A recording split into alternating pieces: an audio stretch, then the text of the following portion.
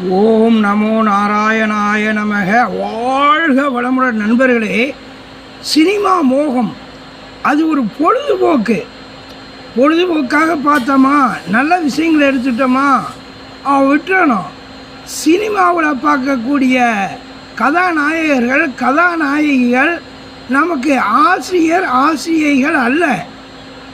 கதைங்கிறது ஒருத்தர் கதை எழுதி கதாசிரியர் உருவாக்குறாரு. திரைக்கதை, வசனம், அந்த டைரக்ஷன் இதெல்லாம் உண்டு பண்ணுறாங்க.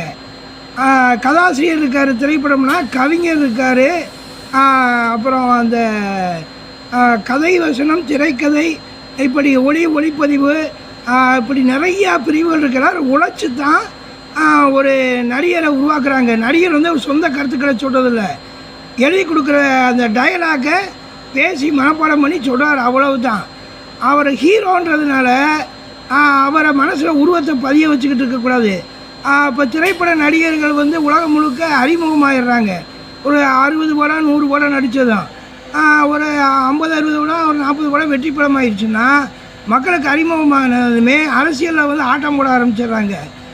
ஏன் மற்ற அறிவியல் அறிஞர்கள் இல்லையா, விவசாய பெருமக்கள் இல்லையா, சலவை தொழிலாளர்கள் இல்லையா, முடி திருத்துவர் இல்லையா, நாவிதர்கள் இல்லையா, மருத்துவர்கள் டாக்டர்கள் இல்லையா, கணிப்பொறியாளர்கள் இல்லையா, எத்தனையோ அறிஞர்கள் மாமேதைகள் இருக்காங்க. அவங்களாம் நமக்கு தெரியாது, அதனால் நாம் தெரிஞ்சுக்கல. நல்ல அரசியல்வாதிகள் இருக்காங்க.